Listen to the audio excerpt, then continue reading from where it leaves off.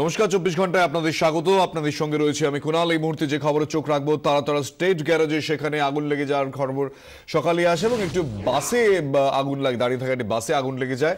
এই মুহূর্তের কি পরিস্থিতি সেখানে জানবো। আমাদের প্রতিনিধি শ্রাবন্তী সাহা আমাদের সঙ্গে রয়েছেন। শ্রাবন্তী, পাশে ভেতরে একটি পেট্রোল পাম্পও আছে বলে জানা যাচ্ছে, এই মুহূর্তে কি অবস্থা সেখানে?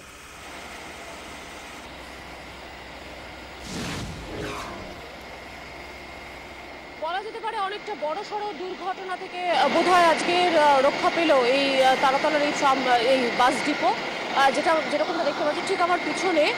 সকালবেলা এখানেই আগুন লাগে।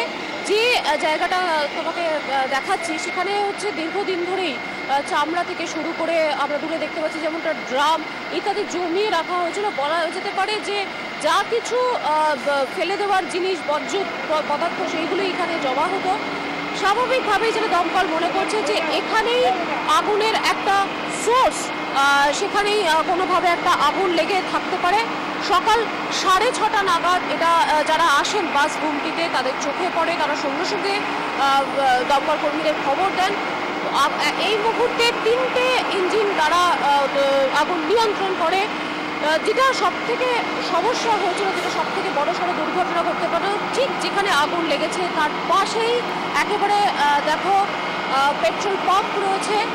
সেই পেট্রোল পাম্পের ঠিক উল্টো দিকে, পিছনে সেটা তুমি দেখতে পাবে না, সেখানেও আরও একটি পেট্রোল পাম্প, এলপিজি গ্যাসের যে পেট্রোল পাম্প, সেই গ্যাসের পেট্রোল পাম্পও ছিল। অর্থাৎ একবার যদি আগুন ছড়িয়ে পড়তো এইখানেই কিন্তু বড়সড় দুর্ঘটনা হবার একটা সম্ভাবনা থাকতো। দূরে আরও একটা অংশ তুমি দেখতে পাচ্ছ যে একটা বাস দাঁড়িয়েছিল, সেই বাসটা রীতিমতো জ্বলে গেছে, এতটাই বড় হয়ে গিয়েছিল। যদিও দমকলের 3টে ইঞ্জিন ঘটনাস্থলে আসে এবং তারপর অনেকটাই নিয়ন্ত্রিত হয়েছে। আপাতত কোনো দুর্ঘটনার খবর আমরা পাচ্ছি না।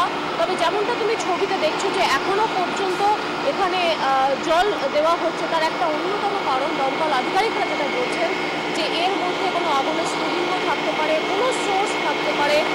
তার জন্য সম্পূর্ণরূপে ঠান্ডা করে ফেলা হচ্ছে যাতে এই আগুন ছড়িয়ে না পড়তে পারে।